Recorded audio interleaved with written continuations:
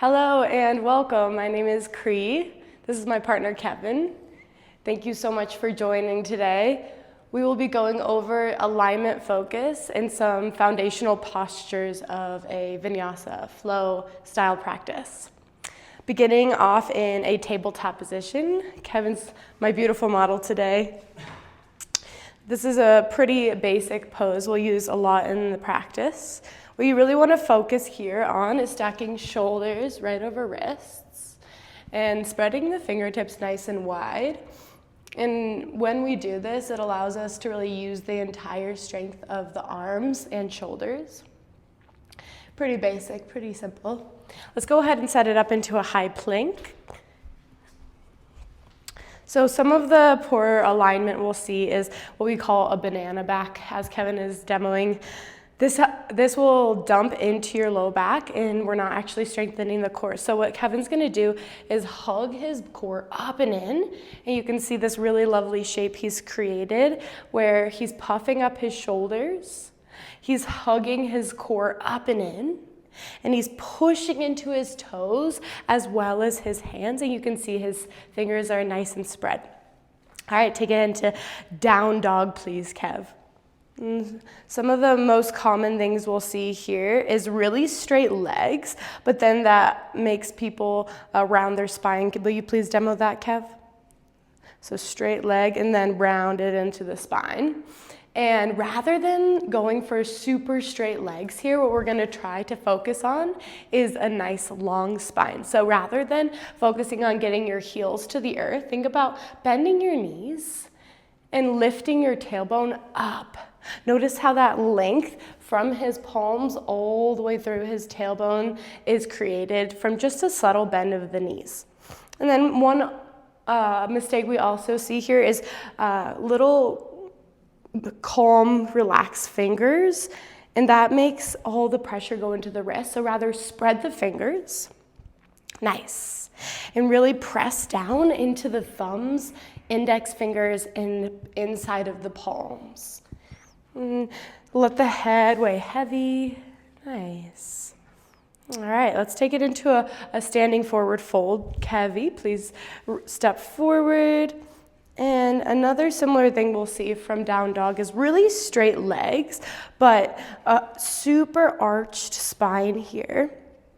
And this also is going to get more into the hamstrings, but in this forward fold specifically, we're usually focusing more on release of the spine. So bend your legs, please, Kev, and allow your head to weigh heavy, and then shift your weight more into your toes.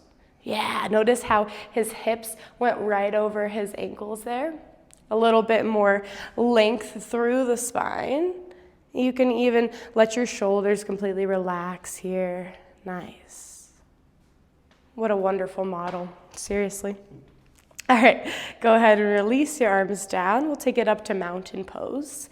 Extend your arms up and overhead.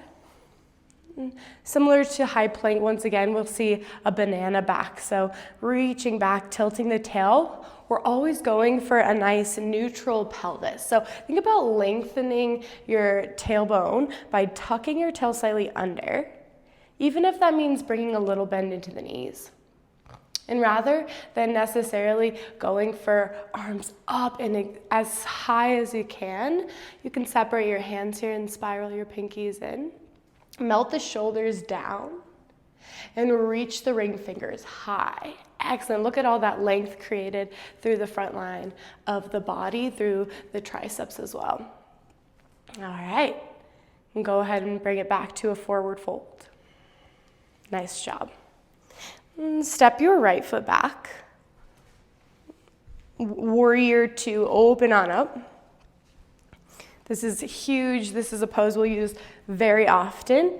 And we'll take it into a little bit of alignment errors that we see. Go ahead and turn your toes to the back right corner. When we see this, there's nothing necessarily wrong, but it allows the front knee to concave in. And when you work your back leg more parallel to the short edge of your mat, you have more expansion through your front hip to allow your front knee to draw back. Nice. Reach both of your arms out equally as if you could touch the fronts and backs of the rooms. Arms are really active here. And what commonly happens is when we activate the arms, the shoulders hike up. Will you show us what that looks like, please? Yeah. Think about, rather than there, relax the shoulders down and back. Even a subtle hug of the shoulder blades together can allow the whole front line to be more expansive. And inhale, reverse warrior. What we often see is people coming out of the lunge, and rather than working on the side body strength, prioritize the foundation first. So sit low, soften the left shoulder. Yeah. And then from there, maybe you reach a little bit farther back through the top arm. Beautiful. Take it into extended side angle. Okay. Let's show poor alignment first. Hinge forward and try to bring your bottom arm to the earth. So what people really focus on, especially early on in the yoga practice, is thinking that touching the mat is a huge accomplishment, which it can be, depends on what you're going for. But rather than that, what I'd like you to focus on is length through both side bodies. So push into your feet, not necessarily prioritizing touching the earth, but you can rest your bottom elbow on your bottom thigh or back of forearm into front of thigh. And from there, roll your top rib cage back. Ooh, that's so good. And then of course, breathing. Really push into the outer edge of the back foot here. It's a lot easier said than done. Nice. Little flow, inhale, reverse warrior, float it up and back. Exhale, low lunge. Inhale, high plank. Exhale, slowly lower down to your belly. And Cobra Pose, another wonderful foundational part of the Vinyasa practice. All right, first note, tops of feet to the mat. Draw your thumbs closer to your top ribs rather than out in front of your face. Nice. And rest your forehead to the earth for just a moment. And we'll show you the lesser quality alignment, and then we'll show some adjustments. Inhale, Cobra Pose, lift your gaze forward. Shoulders are all up in ears. All of the weight is in the palms, and there's a dumping in the low back. And go ahead and bring it back down. I'll show you a little bit more quality of alignment this time. Press your toenails down so much so your kneecaps may even lift off the earth. Hug your glutes to midline, squeeze your glutes, as well as your shoulder blades, drawing the elbows to ribs. Inhale, Cobra Pose. I always say 70% effort this first one. Little tuck of the chin as the neck is an extension of the spine. Maybe your palms even lift a hair off the earth so that your back line is doing more of the work than your arms here. We're going for back line strength, squeezing the shoulders, squeezing the glutes, pushing the toes down. And you can go ahead and release. Ooh, nice job. Let's do it one more time. Cobra Pose with high quality alignment. Back line is lit up. Awesome. Forehead back down to the earth. All right, go ahead and press it into high plank and downward facing dog. And finally, last but not least, we'll dive into half pigeon. Inhale, float your right leg up. Exhale, half pigeon. We'll work the lesser alignment here, and then we'll find some nice corrections. So it is a thing to have tight hips, especially when we're starting off the yoga practice. So what tends to happen is his right heel is really close to his left hip flexor, and then this isn't necessarily targeting the outer hip.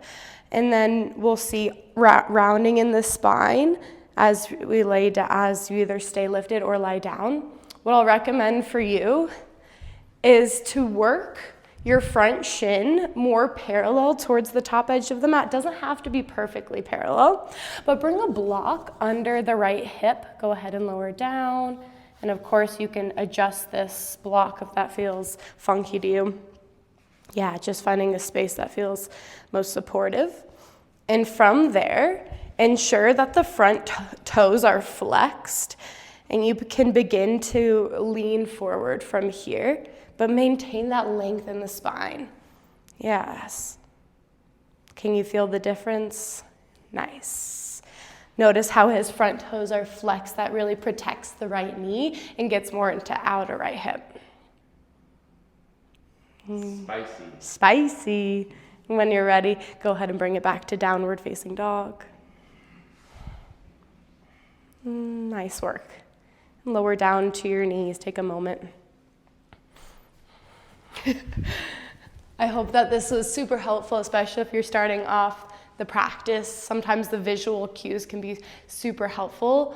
Another recommendation I have is to record yourself practicing, not to judge yourself, but just to see what's going on. We can feel some kind of way, and it feels like we're doing it in high quality alignment, but the camera never lies. So just a choice for you to make.